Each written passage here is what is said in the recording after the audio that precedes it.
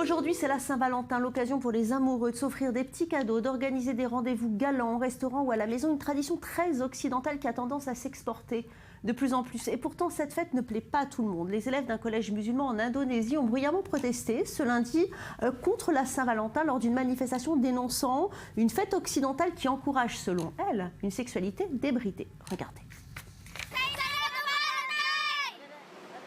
Dites non à la Saint-Valentin, ont scandé des dizaines de collégiennes musulmanes devant leur établissement scolaire sur l'île de Java en Indonésie.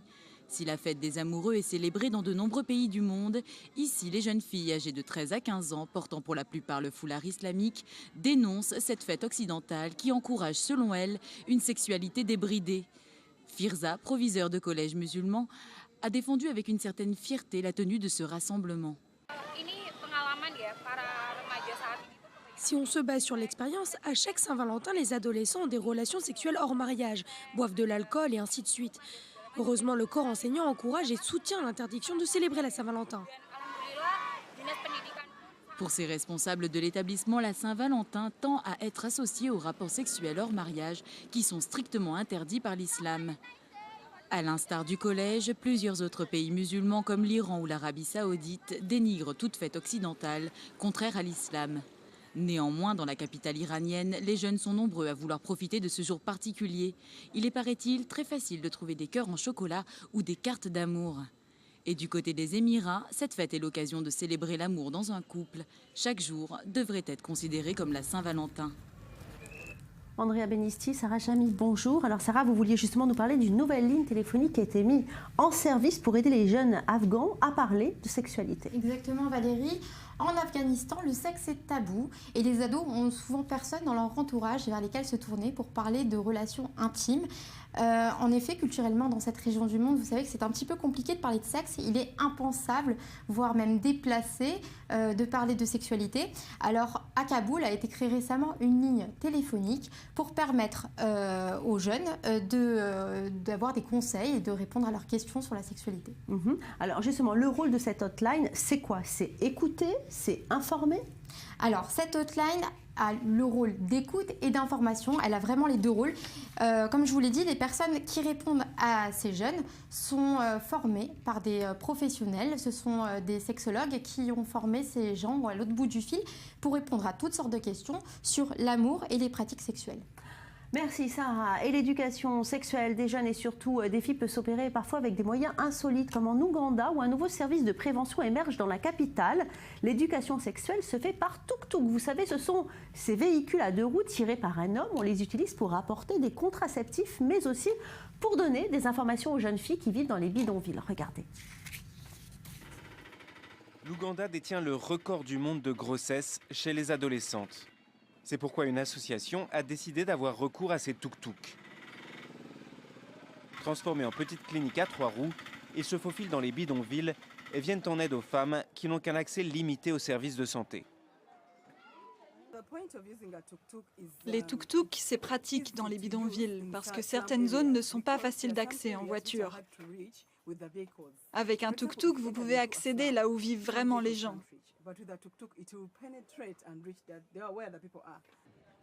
Cette initiative, prise par l'association Marie Stops International, transforme les tuk-tuk en espaces de conseil personnalisés et les tentes qu'ils transportent deviennent des cliniques, distribuant préservatifs, stérilés et pilules contraceptives.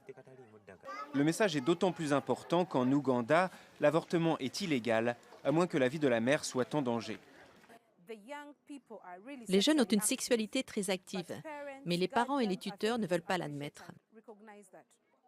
Quand Nantatia est tombée enceinte, à 15 ans, ses parents l'ont tout simplement chassée de chez elle. Quand mon père a découvert que j'étais enceinte, il s'est senti mal, parce que j'étais encore à l'école. Il m'a dit « Tu peux partir ». Aujourd'hui, elle est retombée sur ses pieds et éduque les jeunes sur l'importance d'avoir des rapports sexuels protégés.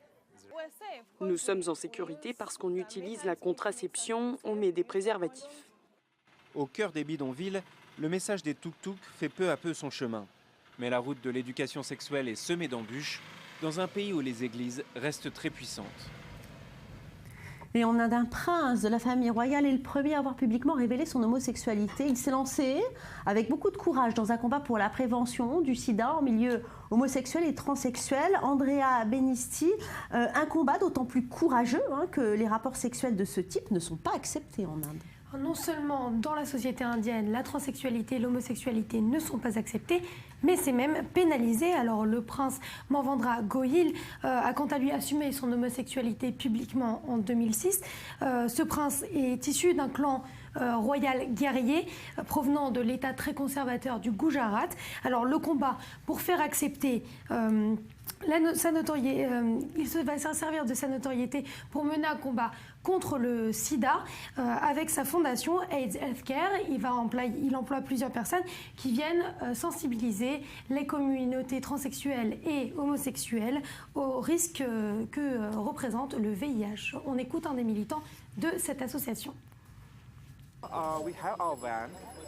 Nous avons notre van et nous nous rendons dans les campagnes, les bidonvilles et autres endroits isolés de New Delhi où il n'y a pas d'infrastructure pour effectuer des dépistages du sida. Donc nous y allons, nous installons notre van et nous effectuons les dépistages sur place. Mais Andrea, mener ce genre de campagne de sensibilisation, c'est très risqué, ça peut mener en prison. Oui, alors au regard de la loi, les rapports homosexuels ont été décriminalisés en 2009 par la Haute Cour de Delhi parce qu'interdire ce genre de rapport était considéré comme une atteinte aux libertés fondamentales. Puis le jugement a été annulé en 2013 par la Cour suprême car ça n'était pas à la justice de statuer sur ces questions, mais plutôt aux législateurs. Alors le prince s'est placé hors la loi en demandant à ses militants d'aller accrocher des préservatifs sur les branches d'arbres des espaces publics de Delhi, une initiative durement réprimandée par la police. Regardez. Les policiers ont dit que notre activité était illégale et qu'en distribuant des préservatifs, nous encouragions l'homosexualité. Ils ont fait chanter les employés de mon association, leur ont extorqué leur possession, leur téléphone. Ils leur ont dit « Nous allons informer vos parents à ce sujet » et ils sont même allés jusqu'à les arrêter. Je le sais parce que j'ai dû moi-même aller au poste de police pour les faire sortir. Et les policiers ne les avaient pas seulement arrêtés, ils les avaient aussi violés. Alors pourtant, le problème du sida en Inde est bien réel. Il faut savoir que c'est le 3e pays au monde en nombre de personnes contaminées par le VIH.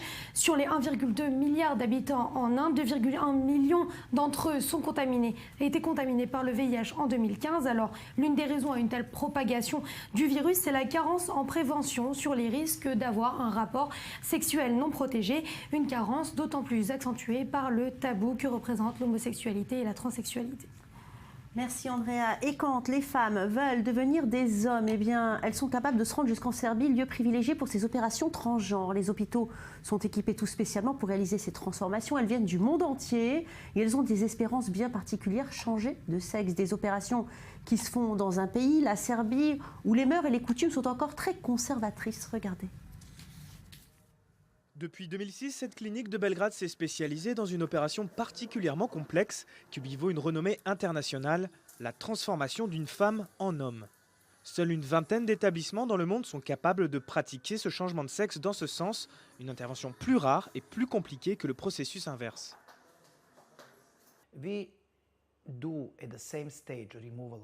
Nous enlevons en une seule fois la poitrine, les organes sexuels féminins, c'est-à-dire hystérectomie, ovariectomie, vaginectomie, et nous finissons par la chirurgie pour créer un phallus. Tout se fait en une seule fois, et il n'y a qu'à Belgrade que c'est le cas. Coût de l'opération, 15 000 €, soit 3 à 4 fois moins cher qu'en Europe occidentale. Mais le prix n'est pas le seul argument qui attire la centaine d'étrangers qui viennent ici chaque année. Ce patient venu d'Italie, qui préfère garder l'anonymat, a étudié différentes possibilités avant d'opter pour la Serbie. Et c'est la qualité des soins qui l'a convaincu. J'ai mené de nombreuses recherches et j'ai contacté beaucoup de cliniques. Et je me suis rendu compte que presque tous les médecins de ces cliniques avaient été étudiants du professeur Djordjevic. Donc j'ai voulu venir à la source. Le succès de la clinique du docteur Djordjevic a de quoi surprendre dans un pays encore profondément conservateur. Le gouvernement prend en charge les 2/3 du coût de l'opération pour les transsexuels serbes, mais ceux-ci sont régulièrement la cible de discrimination.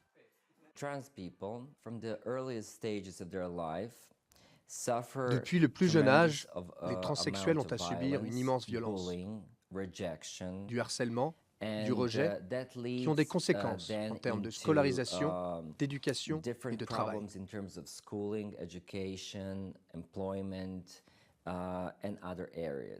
Les mentalités commencent à évoluer en Serbie, notamment grâce au combat des activistes LGBT pour faire respecter leurs droits. Mais la lutte risque d'être longue.